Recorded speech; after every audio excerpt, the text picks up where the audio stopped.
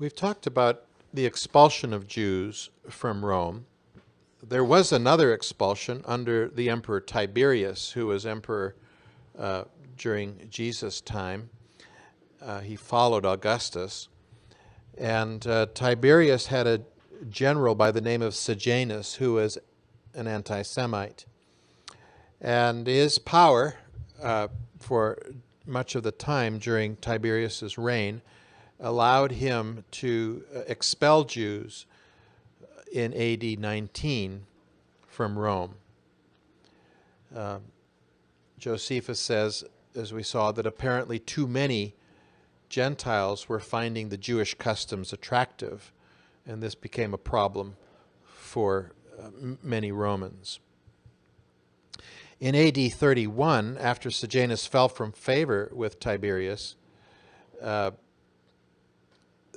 Jews regained favor, as we learn from Philo. And presumably those Jews who had already been expelled then returned. So this then is a return of Jews in AD 31, and then in 49-50 they're expelled again by Claudius, and then they return. And so this back and forth for Jews to Rome. Definitely pointing out the fact that Jews are not very welcome. Now, what we have here in this picture is the Arch of Titus that was built in memory of the two generals who became emperors who fought in the war in Judea. The first war between the Romans and the Jews that began in AD 66 and ended in AD 73, or if you like, AD 74, when Masada was finally taken by the Romans. In this first Jewish war, then, Vespasian is at first leading it, and then Titus concludes it, and the victory is depicted after Titus's death in a monument that is put up by Domitian, who becomes the horrible emperor that he was in the 90s. But at first he was did a lot of good things and was a popular emperor in the 80s. In the 90s, he becomes the reincarnation of Nero and the object of what the book of Revelation is talking about when it talks about the horrible rule of an antichrist. So here on this arch, we have a depiction of the victory over the Jews in Judea, and also the taking of treasures from the temple. And the one obvious piece of treasure there is the menorah.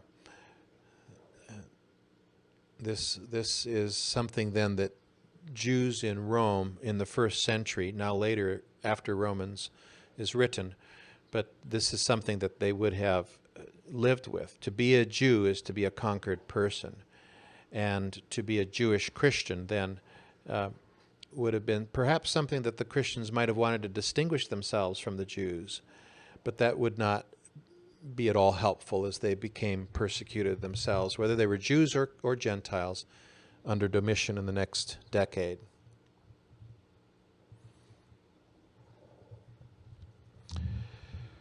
Now, Acts chapter 2 tells us that on the day of Pentecost there were some Jews from Rome who heard Peter's message and explanation of the outpouring of the Holy Spirit and what was involved in becoming a Christian. The church at Rome then dates right back to the very beginning of Christianity. And James Dunn notes that Paul wanted to visit the Christians there for many years. We've already talked about that. And Paul speaks of how the church at Rome was widely known when he writes to them, and says that for some time he'd wished to come to them. All of these kinds of references emphasizing the fact that the Jewish Christian church had been around for some time. before we get this letter to them. Raymond Brown wrote a book called Antioch and Rome, and he says that probably the Christians originated within the Jewish synagogue in Rome. Now, we have no knowledge about this except for the fact that in Acts 2 we have Jews present who are becoming Christians and then going back to Rome. How long they were able to stay in the synagogue, we simply don't know. They might have been thrown out within weeks of returning and had to form a church, a separate church. Brown also says that there were fairly close ties between the Jews in Rome and in Jerusalem. Now that really could make some sense, especially if the Jews are being thrown out of Rome all the time. One of the obvious places to go is back to Judea. Not that they necessarily would have had to have gone there. And in fact, with Aquila and Priscilla, we find them in Corinth and Ephesus as well, but not back in Jerusalem or anywhere in that area. Nevertheless, we do find connections there. We also find some references in Josephus to Jews living around Ephesus who are in direct contact with the temple in Rome. And that certainly also makes sense because they were sending money back to the temple on a yearly basis, and they would have had the option, almost feeling compelled if they could, to take pilgrimages to Jerusalem on the great festivals, the pilgrim festivals. And so the connections, even from a faraway place like Rome to Jerusalem, would have been fairly strong. That then would have carried over for the early Jewish Christians as well, the connection between the Jerusalem church and the Jews who were Christians in Rome.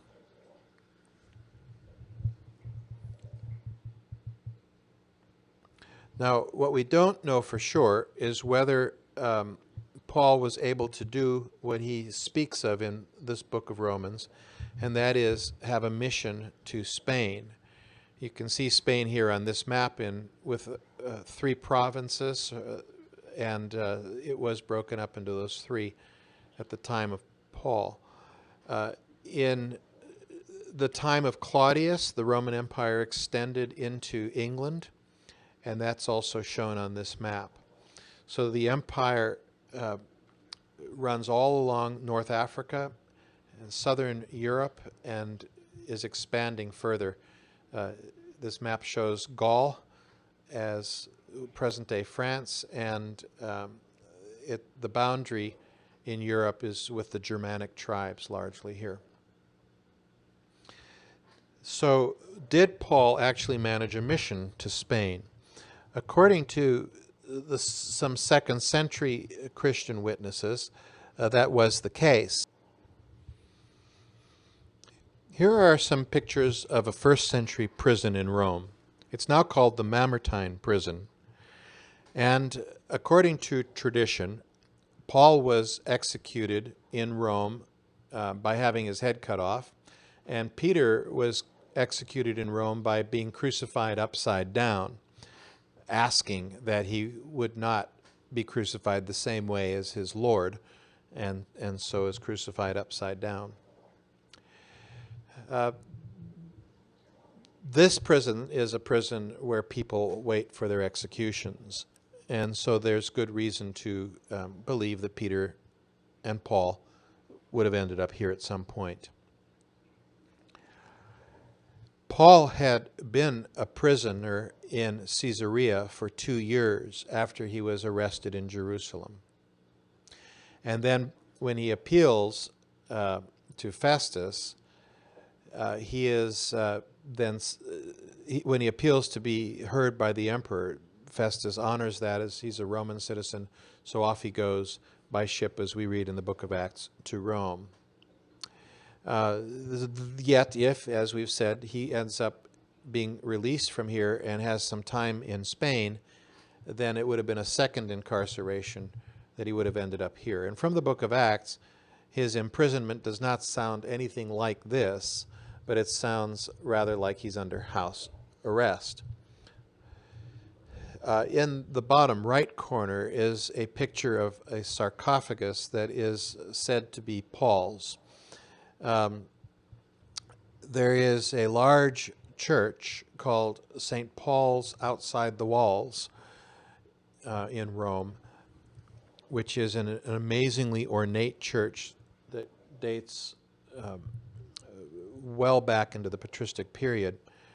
And that is a church that was built on a spot, according to tradition, where Paul had been buried.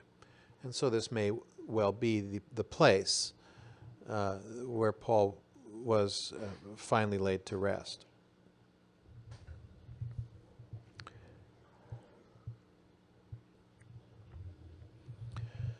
For most of church history, the letter that Paul wrote to the Roman church was essentially a theological document, and it was read as such.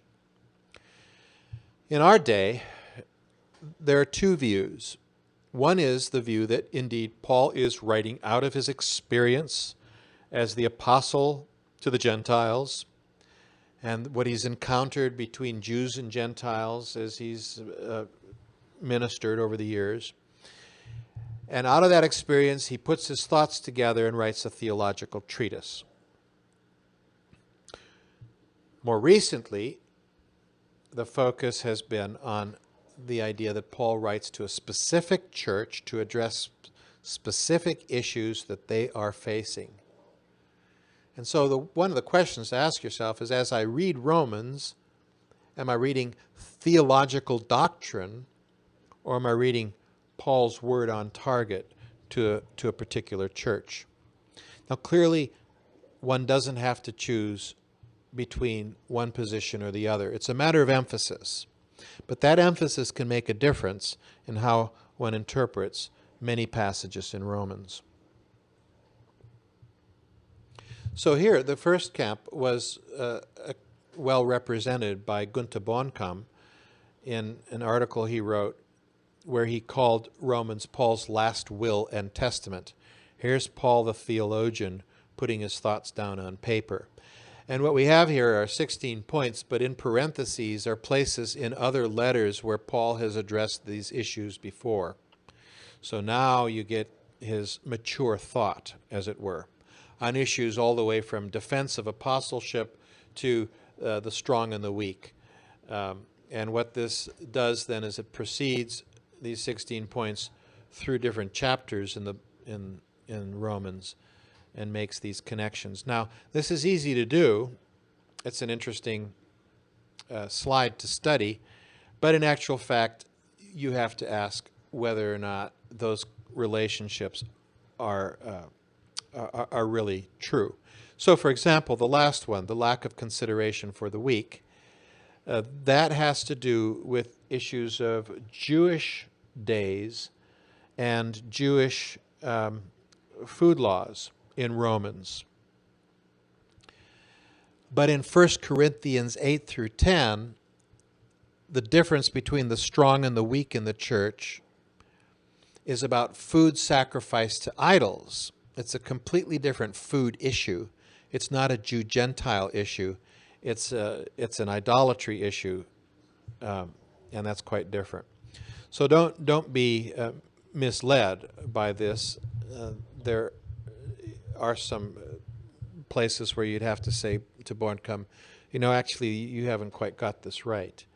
Certainly the language of strong and weak, in our case of 16, the 16th point here is the language is there, although the issue is different.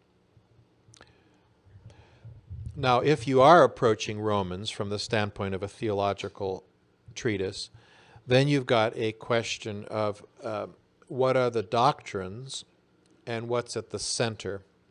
Because a doctrinal approach is an approach that tries to show the logical relationships between theological views and the how they hold together with a center.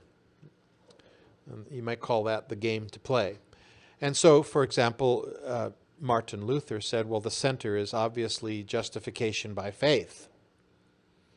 And so that goes at the center here. And then you have to ask, well, if it's justification by faith at the center, can it explain all the other theological doctrines? And one of the things that Albert Schweitzer said was that justification by faith cannot explain Paul's ethics, because it's actually the sinner who is justified by faith. So Paul actually has to change his theology to being in Christ as a different center when he wants to address the issue of ongoing sin in the believer's life and Christian ethics. N.T. Wright, who would not at all be associated with this kind of a perspective on theology, that is that you've got a center and it's a logical system. He's far more concerned to talk about theology in terms of narrative.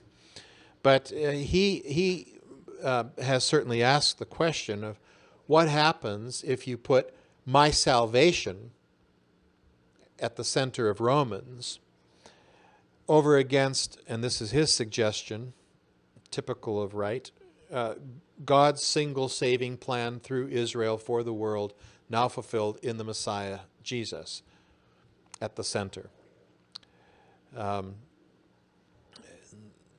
You don't have to use the language of center here to talk about Wright. But notice the challenge he lays down is Romans to be read from a perspective of the individual and from the perspective of it's all about salvation?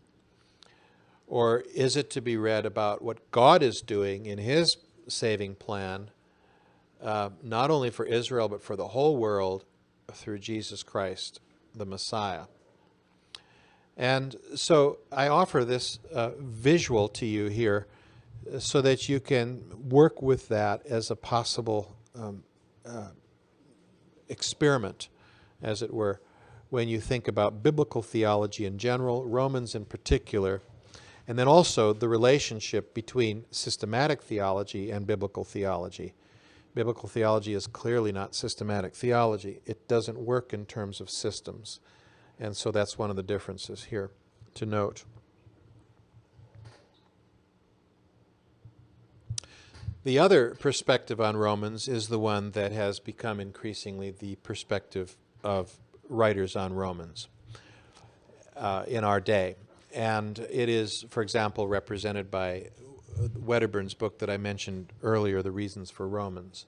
Romans 14 and 15, he says, and 1 Corinthians 8 through 10 are different, as I've already mentioned, about the strong and the weak.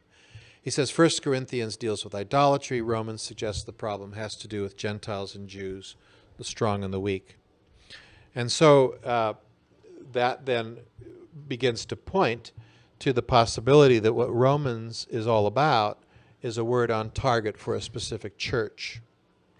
Then he looks at Galatians and Romans, and he says they argue differently. The argument is actually different.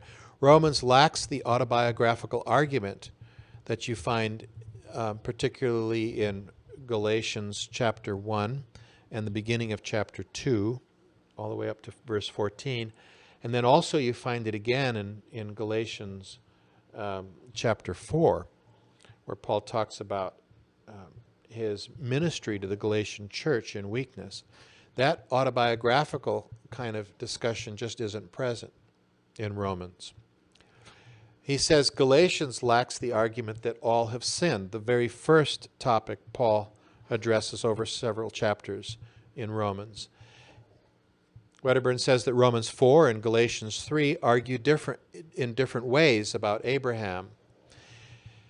In Galatians 3, Paul establishes that the covenant with Moses, and therefore the law, was something added 430 years after Abraham. And so therefore the covenant of faith occurs well before the covenant of the law. And then he goes on to say that it's like a will where you add an extra clause, a codicil. And so that doesn't annul the previous will, but it just adds something to it. And therefore, in Galatians 3, Paul's saying that that the law has never been the way to righteousness. Now in Romans 4, Paul addresses Abraham in a different way, because he addresses the issue of whether God made the covenant with Abraham before or after Abraham was circumcised. And what he's trying to get at there is whether the covenant with Abraham was a covenant of grace without law that is based on faith. And his point in Romans 4 is that circumcision comes after the covenant that God made, and therefore the role circumcision played was simply acknowledging the covenant that had already been made. Wedderburn also looks at the collection. The collection is mentioned in Romans 15. Paul says, I'm going to Jerusalem with this collection that I've collected before I come to you. I've got to do this. And that's his explanation. In Galatians 2:10, the statement Paul makes is that the Jerusalem church added absolutely nothing to his gospel except they asked him to remember the poor, which is something that he was eager to do. But the Roman reference to the collection is not at all to do with the poor, but with Gentiles sharing in the heritage of Israel. And so here again, we have a distinction of what's going on with Paul taking up a collection. Then also Romans evidences divisions in the church. Households in the church in chapter 16, household churches in chapter 16, perhaps disagreed over the strong and the weak issues of chapters 14 through 15. So if there are these issues in the church that Paul's aware of, then what Paul says in Romans is to do with the issues between Jews and Gentiles. And then reasoning backwards in Romans, having noted chapters 14 and 15 to do with the strong and the weak over Jewish issues. Now we have chapters 9 through 11, which is again about the two groups, Jews and Gentiles, not about a doctrine of election. And then in chapters 6, 7, and 8, the middle part of that, chapter 7, is not about Paul's personal struggles with sin or the believer's personal struggles with sin. It's about how things work under the law. And you could call it the dynamics of righteousness. Because if it's the dynamics of righteousness when you're living under the law, it works out the way that's described in chapter 7. But the dynamics of righteousness in chapters 6 and 8 is about how a sin is dealt with through the work of Christ and the Holy Spirit. Romans 5, 12 through 21 contrasts Abraham with Christ. It's Paul's Adam Christology here. Paul alone in the New Testament has an Adam theology, and he also brings it up in 1 Corinthians chapter 15 with respect to the resurrection. A different use of that. Paul's Adam Christology is about universal sin and salvation in Romans 5:12 through 21. In Romans 1:18 through 3:26, Paul argues about how both Gentiles and Jews have sinned and how both are saved through the righteousness of God. So the conclusion then is that Romans addresses the Jew and Gentile question in the Roman Church, which is itself made up of Jews and Gentiles and Jews who had recently returned to Rome. While I'm entirely in favor of reading Romans contextually, we need to be very cautious about how we approach this. We need to be sure that we have strong grounds for what we say about the context, on the one hand. But on the other hand, we also have to be careful that our contextual reading is not so contextual that we can't hear Paul's theological argumentation in this. And I think an example of the mistake that I'm addressing here is the commentary by Robert Jewett on Romans. Jewett argues that many in the church were likely slaves, first of all. Now, we need to highlight something here before we look at the other points. Firstly, that's an assumption. There is some evidence for suggesting that names in Romans 16 may have to do with slaves and freedmen. But that is somewhat conjectural, and we have to be careful pushing that argument too hard. Secondly, on this point, the fact that Romans is written to a mixed group of Jews and Gentiles seems to be the more important contextual context. And so we have two contextual contexts that need to be weighed with respect to each other. How much is Paul actually addressing the issue of slavery in Romans at all? It doesn't seem as if we have a lot of evidence for that, except for the idea that there were possibly slaves in the churches. Then secondly, Jewett argues that, building on his first point, that slaves were often subject to sexual use and abuse, including homosexual acts. Now we can find evidence of this, and we can find evidence of some slaves actually being sex slaves. But we have to be cautious here. For example, we know that Jewish slaves were told specifically not to submit to the sexual abuses of their masters. And to some extent, I think we need to ask the question whether slaves were complicit in this. If they were sold as sex slaves, then they would have to be involved in sex as prostitutes, and sometimes that was associated with certain temples.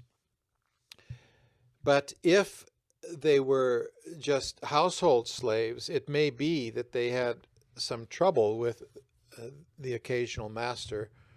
But whether this is such a huge issue that it can rise to the reading of Romans when Paul doesn't really address that issue needs to be questioned. Thirdly, Jewett says, based on points 1 and 2, so Paul gets points then with the church in picking out homosexuality in chapter 1. In other words, he's still in the beginning of the book trying to get the readers to listen to him, to agree with him, so that they'll follow through on his subsequent arguments. So we have to ask the question then, is that really the purpose for the comment Paul makes in Romans 1, especially verses 26 and 27, on lesbianism and male homosexuals? So then fourthly, Jewett concludes hermeneutically, what Paul says about same-sex intercourse is therefore not transferable to the modern discussion of homosexual marriage, of committed relationships. Rather, it has to do with how slaves were abused sexually by their masters. Well, if Paul's actually arguing a different kind of point in Romans 1 about the way in which creation or nature speaks to people about what is right, and yet people fail to do it, then that is a completely different argument and purpose from what Jewett is trying to argue here. So I would suggest here that there's a good example of how a too contextual reading of Romans can actually lead you to a misreading of Romans. The reasons for that is, firstly, that he gets the context wrong. He identifies a context that is not really at all dwelt on by Paul in the letter, and that when we really look at what Paul is saying, in this case about homosexuality, then we see that he's not trying to score points, but what he's trying to do is to make an argument about the failure of creation and nature to guide people to righteousness. So, following on from the previous slide, we can also note that Paul's contextual arguments in Romans are not simply contextual, but they're also theological in a broader sense. And so if Paul does address a specific issue of Jews and Gentiles in the Roman Church, he is also addressing larger issues. And you can see how he starts that way in Romans. He starts with the larger issue in Romans 1:18 through 2:16 of how nature and divine law and conscience guide people, which is followed then by the alternative where nurture and the Mosaic law and obedience can guide people. And Paul's point on both of those two topics is that they have failed to lead to righteousness. Therefore, a righteousness is needed from God. Now, also note that as Paul comes to the end of certain major arguments in Romans, he broadens his discussion to a larger panorama. So at the end of the first major argument about the righteousness that comes from God, Paul expands that to talk about Adam and Christ in chapter 5, 12 through 21. Or after a specific kind of argumentation in chapters 6, 7, and 8, at the end, at the last part of the argument in chapter 8, verses 18 through 39, Paul broadens this argument to a cosmic theology. And then after talking about election with respect to Jews and Gentiles in chapters 9, 10, and 11 in Romans, at the end he breaks out into a praise about the wisdom of God's plan. Again, a broadening of his theology here. And then after his section on ethics from chapter 12 through the middle of chapter 15, at the end in verses 7 through 12 of chapter 15, Paul again talks about God's plan for Jews and Gentiles. So he broadens the specific to make larger comments in his theology. So yes, Paul is contextual, but he's also theological. And the context doesn't restrict the interpretation of the theology.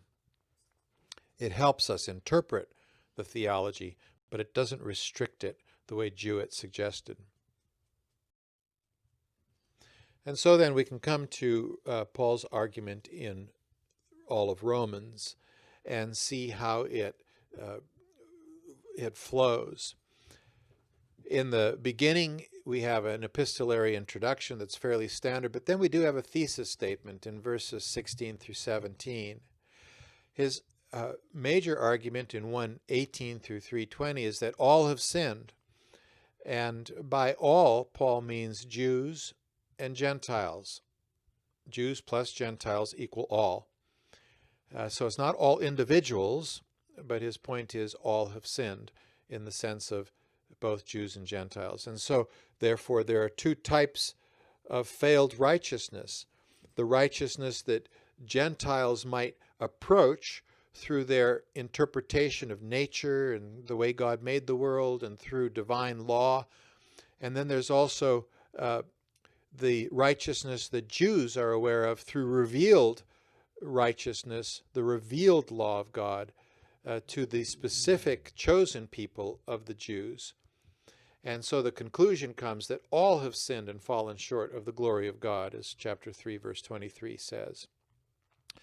Then in 3:21 through 5:21, we have Paul's exposition of the righteousness of God by faith in Christ, which raises the question then, should we sin that all may abound, so that grace may abound? And so in chapter 6, all the way through the end of chapter 8, Paul explores this in terms of sin and law and Christ and the Spirit. And note then that chapter 7, 5 through 6 is a short thesis statement of what follows in Romans 7, 7 through 25, and then 8, 1 through 17. So we're going to explore that. And so that will become a major part of the course. Romans 9, 1 through 11:36 explores the question of then what about God's chosen people? What's God's plan? How does Israel and how do the Jews fit into it all? And then Paul turns to the ethical ramifications of his argument in Romans 12, 1 through 15:13, which includes again the issue of Jews and Gentiles and their relationships to one another in chapters 14 and part of 15. Paul talks in general then from 12:1 through 13:14, but then specifically about the strong and the weak being those who are still following a more Jewish ethical approach in chapters 14:1 through 15:13. And then there is a conclusion in chapter 15 that includes a long list of recipients that Paul knows and establishes. By listing them, he establishes his strong connection with a church he's not visited. And that takes us then to the end of Romans 16, verse 27.